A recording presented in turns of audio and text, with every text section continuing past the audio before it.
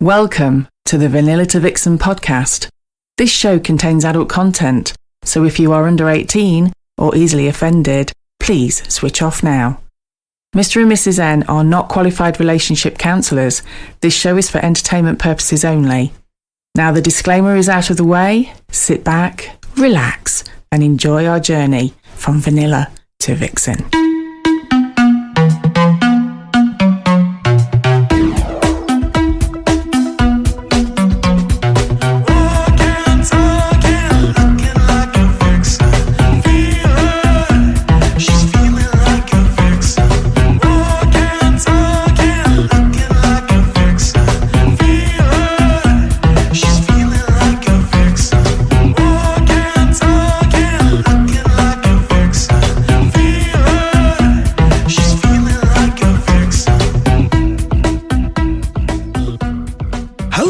Welcome to episode 126 of Vanilla To Vixen. We are your hosts, Mr. and Mrs. N, and we're also known as... The Naughty Couple. Hello, Mrs. N. Happy New Year, Mr. N. Happy New Year 2025. Wow. I can't believe we're like a quarter of a way through a new century. Don't say that. It makes me feel old. I'm centuries old. I'm older than Yoda. Oh, it's been, we had such, a lovely Christmas party, didn't we, at Liberty Elite? Oh, we did. It was amazing. The Christmas spirit was definitely there. It was amazing. We've got Vegas Vixens tonight. Yes, we have. The very first V2V party of 2025. Yep, it is V2V Vegas Vixens, which is Friday night party. The guest list is lovely on that one. If you come in, we can't wait to see you. It's probably too late to plan if you're sort of planning on coming. However, if you do feel the need that you want to, celebrate the new year with us, Vixens. You could contact us in the usual way on Fab Swingers. We are Naughty Couple, spelled NAUGHTYCP1 on Fab Swingers. Or you could contact us by that old thing called email. Elon Musk wouldn't bother with that fandangled old thing now. We are Naughty Couple, naughtycp1 at yahoo.com. However, if you can't make Vegas, because it might be a little bit short notice for you, one for your diary. Oh, this is going to be good. This is going to be good. It is going to be good. We've got a very special event coming up. It is called Vanilla To Vixen, the Indecent Proposal Party. So, everybody knows February the 14th, Valentine's Day. Yes. Everybody knows that, right? Valentine's Day, February the 14th. Old St. Valentine, what happened to him? He got commercialised and everybody buys cards and presents. But Valentine's week actually starts on February the 8th. It does. And especially in certain countries like parts of Asia and India, it's celebrated as National Proposal Day. It is. You see, we like to give you this information. Who needs Wikipedia when you've got V2V? You just need us. We keep telling you that's all you need, right? So, because it is National Proposal Day on February the 8th, we're doing a little bit different, Indecent Proposal. Robert Redford's not coming. Oh, damn. He's not going to offer you £1 million for a shag with the wife. But what is going to happen is we've got a little icebreaker game, haven't we? We have. With some little things to give out. So that's going to be such a great party on February the 8th at Liberty Elite, the first Vanilla To Vixen couples. It's a couples and single ladies party. Yes. On the 8th of February. Yes, absolutely. So talking of which, about booking in at hotels and things, and right, you can book in for the party and stuff. A man is at the hotel lobby. Tell you a little story. He's at the hotel lobby, and he wants to ask the clerk a question. As he turns to go to the front desk, he accidentally bumps into a woman beside him, and as he does, his elbow grazes into her breast. Oh! And both are quite startled by this sudden titillation. The man turns to her and says, "Ma'am, if your heart is as soft as your breast, I know you'll forgive me." And she replies, "If your penis is as hard as your elbow, I'm in room 136. Oh, that's a good one for the new year. The first dad joke started off strongly. Sorry, guys, it's downhill from there on. It is. Now, we've babbled on for quite some time. We have got a very, very special VIP guest. We told you V2V, Vanilla To Vixen, is getting bigger in 2025. And we have an amazing guest all the way today from Southern California. I honestly, I cannot believe that we've got her. I just can't believe it. She is a porn director, and she's an award-winning porn director. She's been nominated in the AVNs Awards for the best sex scene. Best sex scene, and her films are truly unique, artistic, beautifully explicit, and yet so what's the word? Just hot as fuck. I was going to say beautiful. That as well. It is. Her name is Inka Winter, and she's created her own company. She's a truly inspirational woman. She is. Called Forplay Films.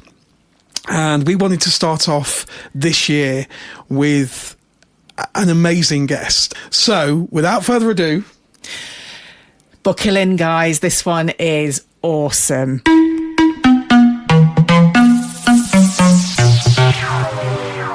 Joining us all the way now from California, we have film director superstar. I'm a little You bit... can't believe you're saying this, can you? I am a little bit sort of like fan zone at the minute. I'm blushing. Although you can't see it, but I'm blushing. We have the amazing, inspirational Inka Winter on Vanilla To Vixen. I can't believe it. Welcome, Inka. Welcome to Vanilla To Vixen. Hi, I'm so glad to be here. Oh, no, honestly. We can't thank you enough for taking time out to talk to us. So for anybody that doesn't know, I'm going to just run through just a little brief thing. Inka is a well-known film director. You're a sex expert. Would it be fair to say that? Counselor, educator? Yeah, I'm a certified sex educator and counselor also, yes. And I think truly inspirational woman within the porn industry and filmmaking industry. And anyone who's ever seen your films, they are truly unique. The art style in them is just simply amazing. Honestly, they are such my bag. It's unbelievable. So Mrs. N is quite a fan of the old 1970s, and obviously there's some very bad sides to the 1970s porn, but you do like a story, don't you? I'm quite. I don't know whether old-fashioned's the right word, but I like the build-up. For me, it's all about the story and the intimacy and the scene. And the scene. Yeah, it's not about sort of the modern day porn, as we call it, where I remember having a conversation with Mr. N where we went to a sex shop once, and we decided we were going to treat ourselves to some porn, and we stood in front of this massive wall full of films, and Mr. N said to me, well, what are you into? And I said to him, that my problem I have is when I watch what I call I don't want to say normal. It's not normal porn, but we say mainstream porn. Mainstream porn. It would make me feel uncomfortable because I would feel that the woman involved was being subjected to this act, and it wasn't about her. It was all about the pleasure that the male side was getting, and it didn't work for me. And it wasn't until we started to go into the club and watching people having sex in real life that you suddenly realise, actually, it isn't that at all. It is about both parties. But it just doesn't seem to come across that way on Main Street porn. And this is what I love about what you've done, because it shows it how it is, the real side to it. I think our first question to you, Inka, we've been rabbiting on like true fanboy and girls here.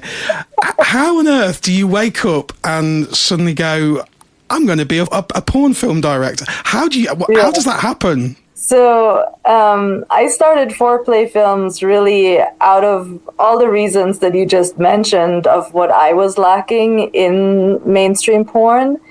And I never saw myself like being here and doing this. But I had an abortion like a while back, and I lost my sex drive for like over a year. And as I was in a long-term relationship, so I not only like obviously wanted to have sex, there was also this obligation of providing this, to my partner. Yeah. And I'm also a big like problem solver. So I was looking for ways to help myself to be aroused. And so when the two of us started looking for porn, there just wasn't anything that I felt was like motivating me in any way because of all the reasons that you just mentioned earlier. I felt like the woman didn't look like she was receiving pleasure. Yeah. On some level, I was like aroused because, like just this instinctual, I see genitals interacting, like does something to my body physically, but at the same time, mentally, I'm really, really turned off. Yeah. Because she has no agency. Like a lot of the things look like rather painful even. Absolutely. When you get the scenes where, if the gentleman's got quite a large cock and he's literally shoving it down her throat till she's gagging, it's that isn't pleasurable for me to watch. That doesn't turn me on. No. And sort of like there's no foreplay, and then, it's like, I mean, I feel like, so for me, even like the little things, like in porn, it's very much two people start kissing. 5 seconds later, their clothes are off. The woman is giving the guy a blowjob, and then he fucks her. Yeah. That's like mainstream porn every single time. You've just described about 1 million porn films. Yes. Exactly. And so for me, it's just sort of like, okay, so first foreplay, there has to be a lot of stuff happening to kind of make her even want to, be there and take off her clothes. And then he goes down on her first because, women first, ladies first. It's just how it goes. Yeah. And then once she's warmed up and ready and probably like at that point wet, because before, like, she wouldn't be, then there's sex. Yeah. So it's a very simple like reframing, but it's just such a difference for a female to watch something that is like, oh yeah, that's what I would like to happen to me. Yeah. And so that's like, and then at the same time also just, I am letting the female talent choose the males that she performs with. And I let her choose all of the things that are happening. I don't tell them, okay, you should do this position, that position. So your scenes are really not scripted that much. Wow. Okay, that's amazing. So the only thing that is sort of like scripted in a sense is the storyline. It's like there has to be a reason for there to be sex. Yeah. Like a pizza man is not a reason for sex. Do you know how many pizzas Mrs. N has ordered? So I have to, and I think like in sort of this like field of sexuality education, like really what we call this is context. Yeah. We need context for sex. And that can be a lot of different things for different people. So it could be something romantic. It could be a man doing chores and washing dishes, or it could be like a really hot, like, forbidden type encounter.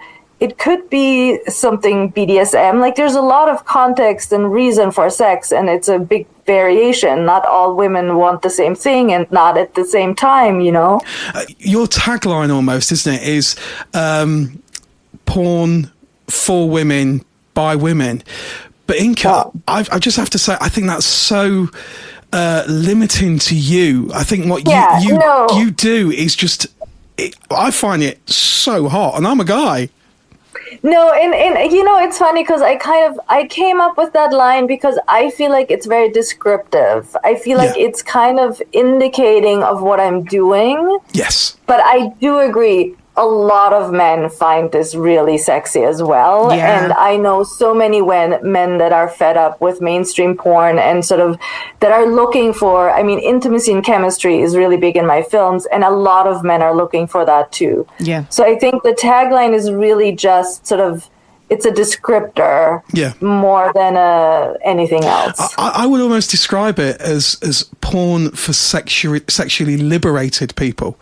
If you really not the guys that, and I'm not discriminating against guys here, but let's be honest, a lot of guys that just go on jack off to you know, the mainstream porn.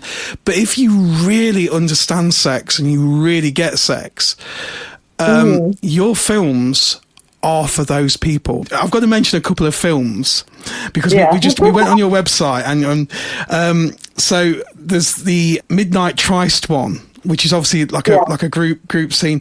That was one of your favourites, wasn't it? Oh yes. And we have to mention, because obviously we talk a lot on this show about swinging, the Key Party. Oh, I absolutely loved that. So the Key Party is like 1970s sort of deco art, isn't it? It's so cool. It is, but it's almost like, you know how we call people that aren't in, because we like to call the lifestyle the naughty hobby. Don't like the word lifestyle because it just feels like you put in labels on people. So we call it a hobby, and it's a naughty hobby. And the people that aren't in the naughty hobby, we nickname them the muggles, which some people might find very offensive, and I apologise. And they're the people that they have that image of a 1970s house party, keys in a bowl, and you just go off with all and sundry. Whereas your film is, to me, it's that's how it is. It's real. That's what it's about. It's about being. It looks sexy. It's so sexy, but it's about that sexual chemistry between people. It's about, you know, finding somebody really attractive and wanting to explore. Not just a case of, well, I just want to go and have sex with somebody other than my husband. How do you get the chemistry between your talent on the camera? So in general, it's because I let them choose who they want to perform with. So they come in already having chemistry. Like, I don't have to create that necessarily, because it's people that are attracted and know each other. It's real. It's real. Yeah. It's real. And then I think like in the rare occasions where people don't know each other, I group people around me that are all really like-minded. So it's usually if I feel like two people have a cool vibe, like I'm good at assessing if they could vibe with each other. Yeah. And then I also really do this thing where I have them come to set, and I do everything that isn't sex first, so that they have a few hours to get to know each other and to hang out and to build a relationship also if they don't already know each other. So by the time we have sex, they've already kind of like, you know, talked to each other. Usually there's some hand holding or some like cute sort of, you know, just like social foreplay. Building intimacy with each other. And then also, obviously, then the way that I like kind of let people have sex, I also let them organically build up. You know, like I say to the guy, you don't have to be hard at the onset of sex. Yeah. And then like, let's do foreplay. And so then even with the sex start, I give them time with the foreplay and all of that to build more intimacy and connection so that the sex is just like more connected. And with the swinger party, it was actually all those people are a group of people that are like the sex positive Burning Man, swinger, polyamorous like people. So all those people know each other. It's a group of friends. It's real. So I really wanted to ask this, Inka, because I think a lot of people listening to this will want to know that the people that are in your films aren't necessarily actors and actresses. So it's both. So I originally started with just couples out of this like friend group.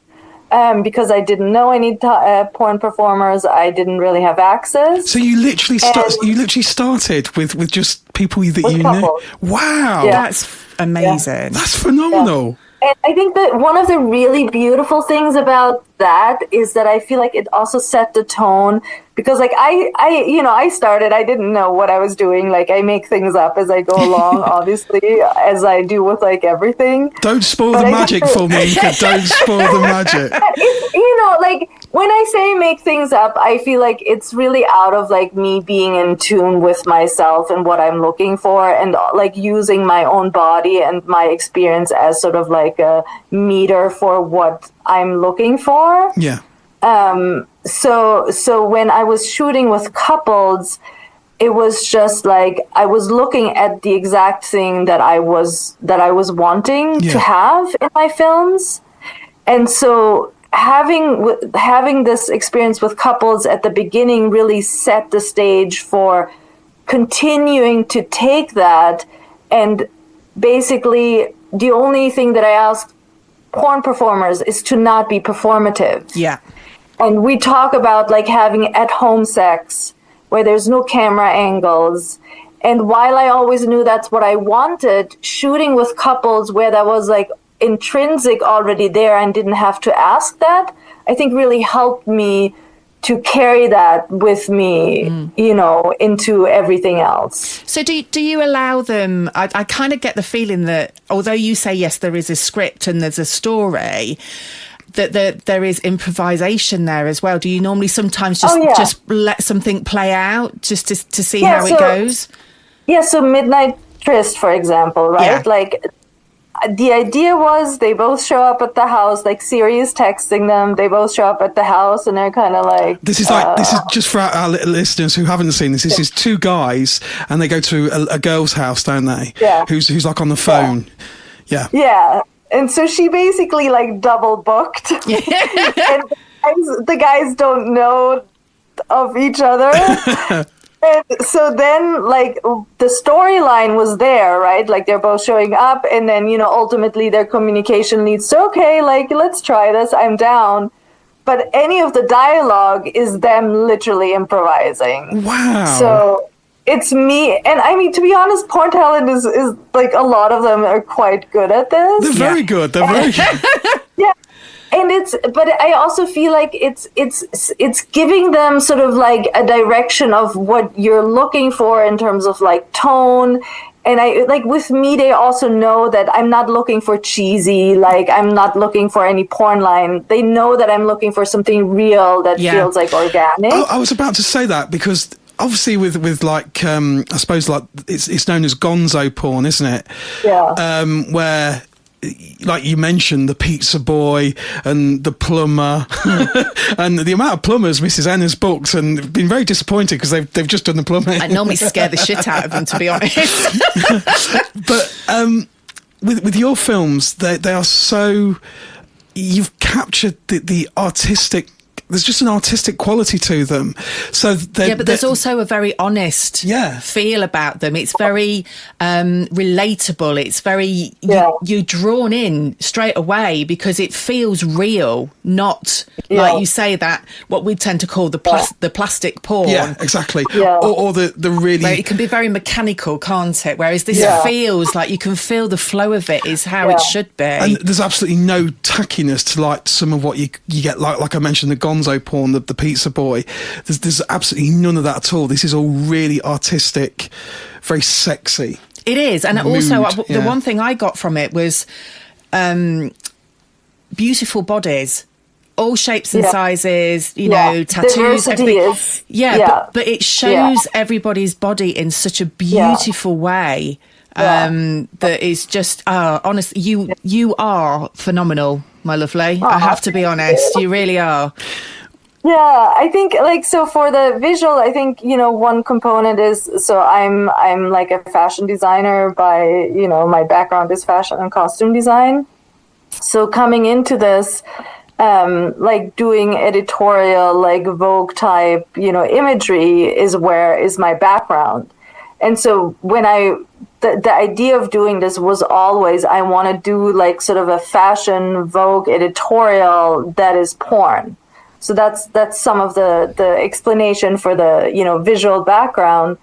And then I think like also like the other thing about the realness and all, it's, I think the aspect of me that is a sex educator and counselor and sort of really is looking for people to understand themselves and like have this sort of like sensual, slow connection with themselves in sexuality is something that I'm trying to create in my films, and coming from this place where I wanted to create porn for the therapy that I was looking for when I wanted to like reignite my libido, and I couldn't find anything. So in from the beginning, I was thinking of it as something therapeutic.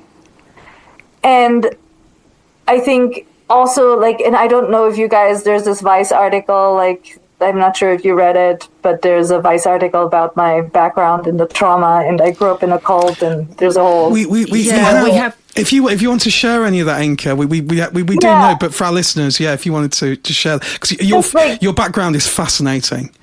Yeah, I'll just share it in the context of this. It's just that, you know, and if anybody wants like a more extensive thing, they can read the Vice article, because, you know, I can't summarize all of it. But I think growing up in this cult that, let's say it's like a sex cult, and boundaries were crossed on so many levels, and there was a variety of like sexual abuse, you know, for children and, you know, all of that. But also the sex that grown-ups had with each other was very regulated and mandated, and just very unsexy and unconnected. Was it controlling?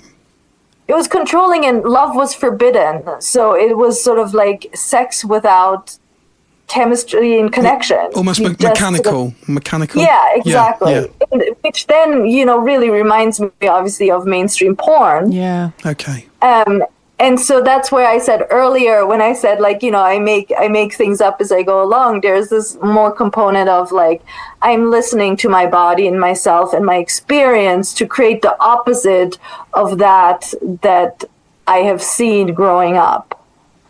Wow. And so it's like I know deeply, intrinsically, what I don't want and what is not, in my opinion, beneficial or healthy. Yeah. And so then, like, I have this intrinsic lead to create the opposite, and which I now sort of call holistic pornography, because I consider all these aspects of people and relationships and sort of what sex is, not just merely on this like physical level. So that's why I now talk about holistic pornography. You are truly inspirational, in as much as there's so many people, as I'm sure you know as a counsellor, that face a trauma like I'm sure you've faced, and then lock that part of their lives away, the whole sort of sexual side of their lives away. How on earth did you face that and then go into such a healthy, and sex is healthy. How did you face it and then become the inspiration that you are today? I think that, you know, obviously, like, you know, I've been in like therapy since I was 16. And so I think, like everybody should do therapy. Just like a shout out to therapy here. But then also, like, for me, part of like sort of this journey of therapy was mindfulness, discovering mindfulness. And so sort of this being in tune with yourself, listening to yourself, being present to emotions and not just like kind of pushing them away, and reprocessing emotions by letting them be there and sort of, I guess, befriending them, for a lack of a better word. I mean, I think, you know, like being present to emotions and sort of this whole thing that we call like non-judgment and acceptance is leading to a having a different relationship to your own trauma. Yeah. And I think that's what enabled me to take that and sort of do something with it. You know, it was like my inner journey with my own trauma that put me in that position. Inka, did you have to go through a stage where, you know, you felt it was your fault that you'd gone through that part of your life? Because a lot of people who go through a trauma, they have that almost there's a lot like of self-blame, isn't there, with victims? A lot of victims.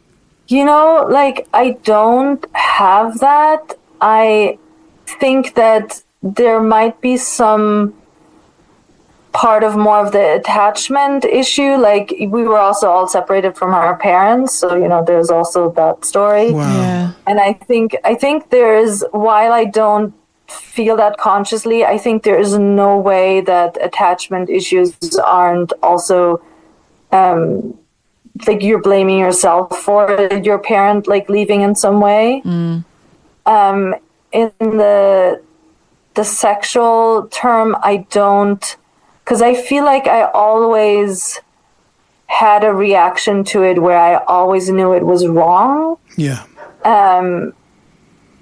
And also, like, it was the system, so I feel like maybe that makes it easier to see it from this, like, it happened to many of us. It was a systematic thing, so it had nothing to do with me. Yeah. That's just more clear, I think. Yeah. Yeah. It was like it was part of the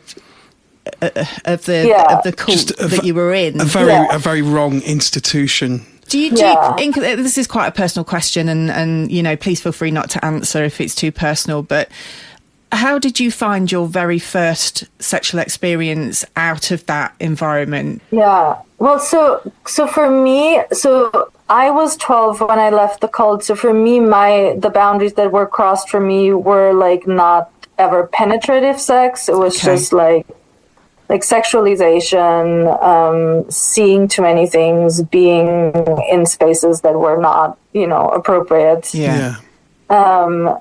And but for me, I think my first few, like a long time for me, sex was not about pleasure. It was just about sort of affirmation. Yeah. You know, like he likes me, he wants me. Yeah. And sort of feeling sort of a little bit this addiction of like being wanted. Yeah, I get that. And so I think that sort of has obviously this attachment component where I'm like, you know, looking for confirmation, affirmation. I don't know what the best English word is. No, I totally get that. Yeah.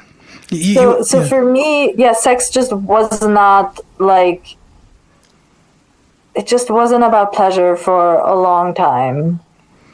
Wow. Yeah. You've come along such a journey. I mean, we talk about journeys a lot on this show, but that is incredible. That is incredible. It's so inspirational as well. I mean, one of the other things that I'm interested to know is from when you decided to go into doing the filming. Obviously, you already knew what you were looking for, the kind of thing that you wanted. How much have you learnt about yourself by doing what you've been doing?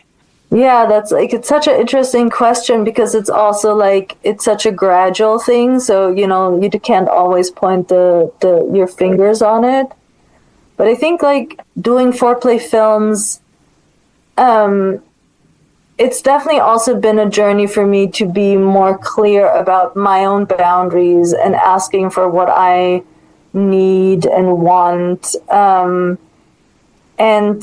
I'm sure there's also like, I mean, I feel like to me, I always say that listening to Dan Savage for like 10 years before I even started that, like really helped me to be just a non-judgmental, like open, like person. Cause you listen to him and everything that he says is like, oh, now it becomes normal because like I heard about it and all these people are doing this thing. So like this normalization of stuff. Yeah. But I'm sure that there's like a continuation of that journey of just normalization of just anything related to sex, really. You know? Yeah, I have to ask, do you have like, because your catalogue of films, you've got sort of so many different genres in there. And so why do you have like a favorite genre? Is it fluid where it changes, where you have one moment? Because we say our sexual kinks, don't we, Mrs. N, are quite fluid, in as much as you can be into something 1 month and then 6 months later that can change and you can dabble in something else. Do you have like a favorite genre, even temporarily at the moment? Yeah, I think I really don't, because I think what it is for me is really, it's so much about chemistry and connection. And so any genre or situation that can create that is sexy to me. I understand, yeah. Yeah. So it's like, that's where it comes in, where like something romantic can create that. But there's like consensual non-consent that can also create that. Yeah, absolutely. And so for me, it's really just the end goal of having this really connected, hot, like sex. And however we get there, it's like I'm equal opportunity, getting and your films, just to make clarity, we've talked about lots of guys and girls, but your films are sometimes girl, sometimes guy films, all sorts of different sort of combinations. And I think it's so good because I watched a couple of the trailers, and like you said, where perhaps we instantly go to our favourite genre or our kink of film that we like, but we just clicked on the devotion film, which has got the goddess in it, and this guy is kind of like almost worshipping the goddess. Yeah. And then all of a sudden, he's kind of like bending over, and she's using like a glass dildo on it. It's like totally unexpected, and I'm like, this is actually really hot. Yeah, it's like but that's the thing I like about it. It's just a natural progression of that scene. It happens so naturally, and it opens your mind. It's like, this is like really hot. They are really hot. But really if you'd said that to me before, that's not something that I would have instantly gravitated to. But it's just, and I think that's we come back to context. It's all about context. Like, context is what makes sex good. And there's a whole, when I think Emily Nagoski, she talks about that a lot in her book, Come As You Are. I don't know if you guys have read it. We've not read that. That'll be on our list. You're going to have to explain this. It could be on everybody's list. But she just talks about context a lot, and it's context. So, it's his sort of devotion to her. It's him surrendering. We created this context where he's surrendering, and then suddenly that becomes so hot because his surrender is the part that's hot, really, but it's still in such a masculine way as well. Yeah. I mean, he's a masculine dude. He's very masculine. It is, but it takes true artistic talent to be able to portray that film in the way it is. It's really, I mean, I have to be honest, one of the ones that I really enjoyed is the period dramas. Ashford Manor. The Ashford Manor one, because Lady Chatterley's Lover. We have down. What do we have over here? We have Downton Abbey. Downton Abbey. But I'm thinking. Have you seen Bridgerton? Oh, I love Bridgerton. I mean, the first series of Bridgerton was just like, oh my god. But it's like you've captured that in a lot of period dramas. I think, other than Bridgerton, and obviously seeing your film as Ashford well, Manor. they've just taken that kind of suggestiveness. I can only describe it as Bridgerton on Viagra. Oh yes, absolutely, absolutely. That's exactly what I say. I say it's Bridgerton on steroids. Yeah, it certainly is. But it's that whole suggestiveness. It's the looks that they give each other. You can feel the sexual tension, but you take it to that next level, which is what you want. You want it to go further.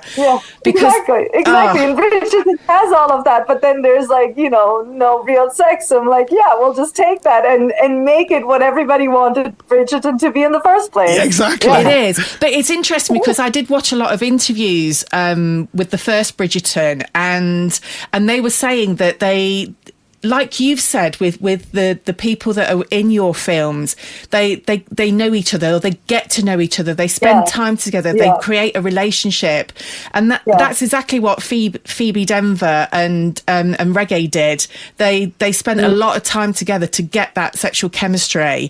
And funny story, but Jonte and Nicole Kidd, who are the main talent, they didn't know each other beforehand, but I actually let her. There were a couple of like male talent that I had as a potential, and I let her pick Jonte. Yeah. And they fell in love on set. Oh, wow. And they started dating. And the sex scene in episode 4 is the first time that they have ever had sex, and we filmed it on camera. No way. Wow. Yeah. And I'm telling you, it was a magical, and the entire crew, everybody was just like, speechless. It's just like, oh my God, like what just happened? We just witnessed 2 people that were actually falling in love have sex for the first time. It was really, truly magical. And I can imagine from their point of view, they probably didn't realise there were other people in the room. It was just those 2 in that moment. Yeah, it was just those 2. Yeah, it was amazing. And then, other funny, like it's like funny and also quite sad story now is like, so they continued dating. And so then we filmed this like other, like we did mating rituals is them together, and then we filmed basically Jonte's actual proposal. The film is called The Proposal, and he's like actually proposing to her on camera, and then they have sex. Oh my word! Right after. I've got goosebumps. I've literally got goosebumps. Spoiler alert! They're not together anymore. But also, I just want to say that, but also it's so real. You still captured that moment, haven't you? Forever. It's the moment. It's so real. Like he's proposing to her, she's saying yes, and then whatever. Like the context of that set. It's a really hot sex scene. It was actually nominated for best sex scene this year for AVN. So it's a really hot sex scene in the context of their actual proposal. That is just phenomenal. That is brilliant. That is absolutely. You do realise now, Mrs. N is going to go back and watch it and wear her hard drive out watching it. I'll be watching it in a whole new light, but it's just, but what a memory to create for those. I mean, it is sad they're not together anymore, but I'm sure they would never regret being able to have those experiences. Yeah, it was kind of funny because like at the AVN like nominations party when it was like announced, I was like, oh my God, yes, and the next reaction was like, oh, but then Nicole was right there, and I went over and I was like, we're really happy, and then obviously there's like the sadness of, but it's not. They're fine. Everybody's good. Everybody's happy. So. Obviously, like the porn industry has changed so much in the last probably like 10, 15 years with the creation of OnlyFans. It's really refreshing to actually hear somebody like yourself that is obviously so supportive to the talent. And because obviously with OnlyFans, initially you think, oh, well, this is a wonderful thing because talent out there then has complete independence over what they do. Absolutely. But then also with that, you lose the support network of the genuinely ethical directors and producers like yourself. But I actually think that is a really great marriage because I shoot mostly with independent creators. Yeah. So it's actually like they're doing their OnlyFans enables them to kind of be more picky and choosy about what they want to do. Mm-hmm. So I think most of the people that I choose with, that I shoot with, are people that have the same values, and they're looking for this sort of something that like involves their heart and not just sort of some scene that they show up and do. Yeah. And they're able to choose what they're doing because they have their independence with OnlyFans. So I actually think it's the perfect way for more ethical, because we're smaller studios, we have less resources, we can't hire as many people.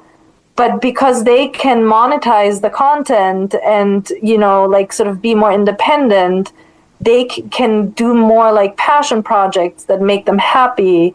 And so it's actually the perfect marriage of, And you're there probably for some of the newer talent that they've got that support, they've got that experienced figure like yourself who can offer support if it's needed. Whereas, I don't know. I think sometimes when, you know, and initially it's amazing for the talent, like you said, with OnlyFans, that they have complete say over what they're doing, but they don't have the support there, and sometimes it is difficult, isn't it, on OnlyFans? We've spoken to girls who do the OnlyFans, and it's very competitive, and it's fine if you're well known and if you're in the top 20 OnlyFans, but it's very, very difficult to break into that and to make any sort of a living, and they can find themselves then sometimes compromising their views, just chasing the living. That happens in porn too, though. I think that's sort of like, you know, because not, as we all know, not all porn is created equally. And so if you're like a porn talent and you're sort of like trying to make ends meet, and you sometimes have to say yes to scenes that you maybe don't want to say yes to, with studios you might not want to say work for with directors you don't want to work for. So it's really the same thing in the porn industry, that it's sort of like, you know, when you need to say yes, there's always a chance that you're putting yourself in a situation that you maybe don't want to be in. And that's really a level of sort of like, success. You know, the better known you are, the more independence and power and agency you have, you know? Yeah. Inka, there's one thing I wanted to ask you. When we first started doing the podcast, I mean, it's taken a while for us to build up, you know, the fan base that we have, which we're super proud of. But we get a lot of people that come to us and say, we love how much you've normalised the naughty hobby. Have you found, because the way that you do your films and the reason behind it is so honest, have you found that you've had people that have come to you and said, you make it not normalised, but less, it's not seedy in any way, shape or form. Yeah. You know? No, absolutely. Yeah, absolutely. And I think that's also like a big goal of mine, is kind of to normalizing the conversation around sex by also having material that you feel comfortable talking about and not ashamed to watch. Yeah. You know, I feel like if somebody catches you watching Forplay Films, like, there's really nothing anybody can say to be like, oh my God, you know. So it's like you're also empowered, because you don't have to be ashamed of the thing that you're watching. So it's like, you know, you can like experience the pleasure without also having the guilt about doing something that feels like wrong. And they are so educational as well. I've got to say, someone like the sexual positions and it's incredible. It's so educational to watch.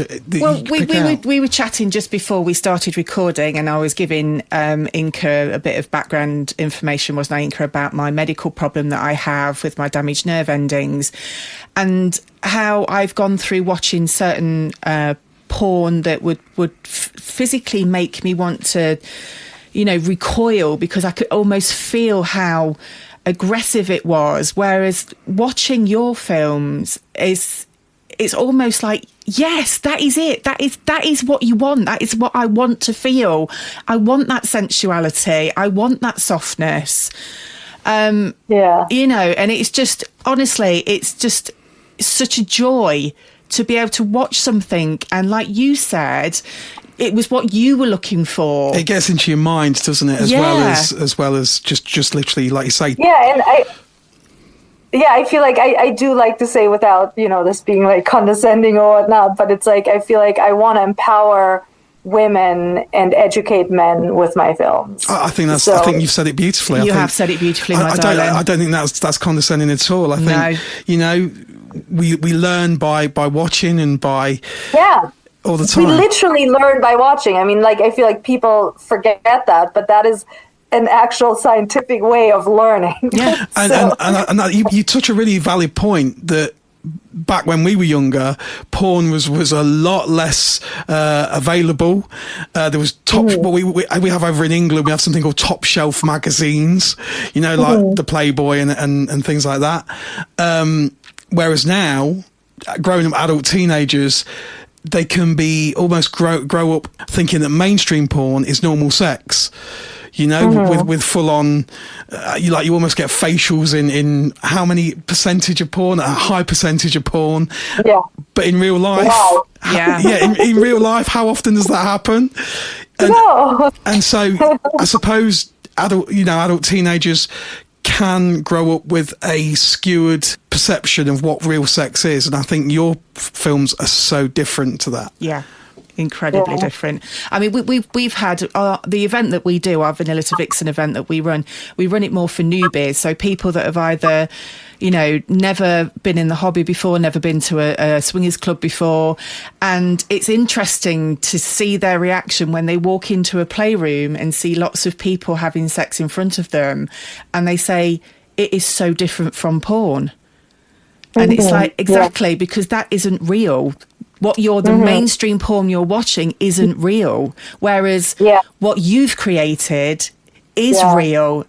But with the artistic touches to it, it's because I agree. Like it's, and this is, I mean, some like people obviously amateur porn is a big thing, and people love sort of the like realness and the not like polishedness of it, and like I totally like get that.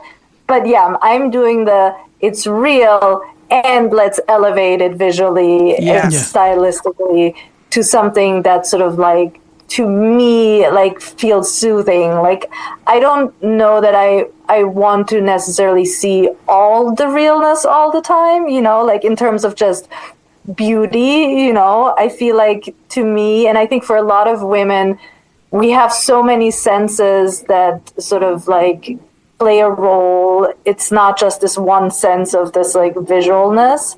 So I feel like mood and music and lighting and like the wardrobe and all of that is like this combination of senses that makes me feel aroused and makes it seem like pleasurable and sensual to me. But it's still got the explicitness there. I mean, I want to make it quite clear to all the guys out there going, no, this is just going to be a chick flick. No, it's not.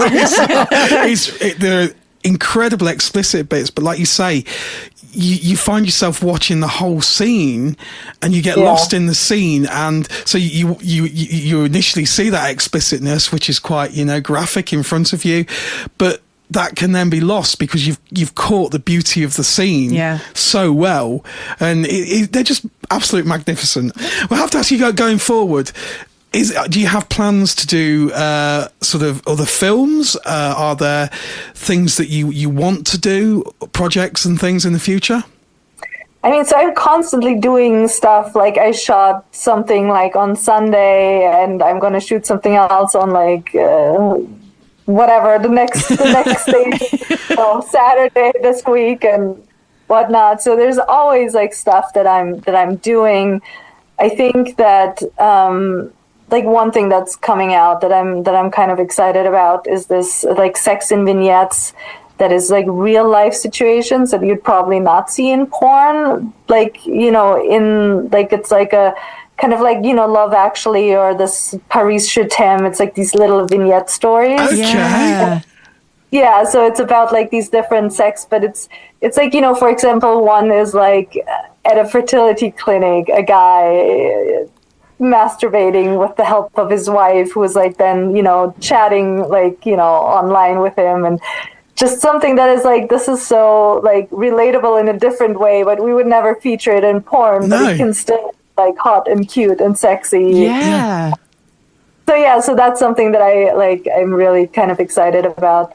I shot something I shot this dance scene where I had a like ballet choreographer choreograph a dance, and then it leads to sex, and I had this like amazing talent that just pulled off this dance beautifully. So that I'm super excited about. But yeah, it's just like the little things. I feel like it's like every project, it's like something to be excited about, I guess. That's so amazing. I'd really, really want to ask you about your getting into your therapy and, so did that kind of come after you started doing the filming, or was it? Yeah. So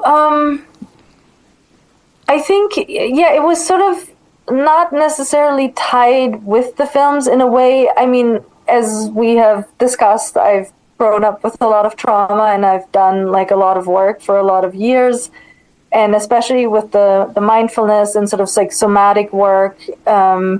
And I came to a point where I felt like I really want to give what I've learned to other people, because I feel like, there was a substantial amount of trauma, and have really, really great tools to work with this. Yeah. And it just started to be this intrinsic feeling of me wanting to share that with other people. And so that's sort of how I slowly started, like, in a way. I have this counselor that I had since I was 16, and our sort of counseling sessions turned into kind of also like almost like an apprenticeship, because I really like how she works, like, somatically. And then like I did sort of like a transactional analysis thing, and then I did this two-year volunteering at the Southern California Counseling Center, where I was like seeing clients under supervision. And I just did more and more things to be kind of like, I don't want to just go into the world and be like, okay, I'm a counselor, but I wanted some, without having to go to school and get my license, because I have neither the time nor the money to, do that. But so I found like a lot of different ways to kind of get training. And then I was like, obviously it makes sense to combine the sexuality aspect and the therapy aspect.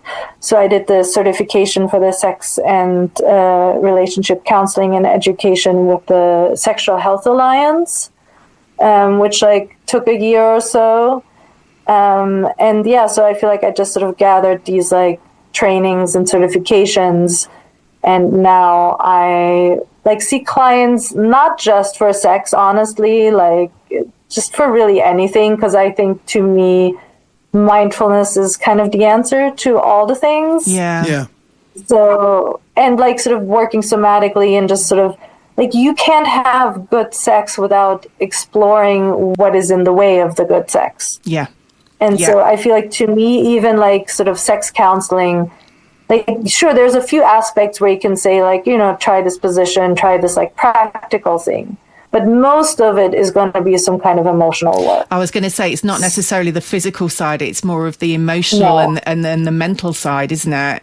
Exactly. I mean, we often talk about, and Mr. N is always going on about, one of his kinks is he likes people to get into his head. And that is his, sexually, that really turns him on when somebody can really kind of delve into that part of his brain. So it's a massive part of it, isn't it? Yeah, absolutely. Yeah. The brain is the biggest sexual organ. Yeah. Period. Yeah. Absolutely. Honestly, Inka, I could talk to you for hours. And I was sitting here thinking, do you know when you get asked a question, if you were ever on a deserted island, who would you like to sit with and be with? I have to be honest, my lovely, it would be you. Because it would just be the best. I wouldn't be bothered that I was stranded on a desert island. I would be having the best time.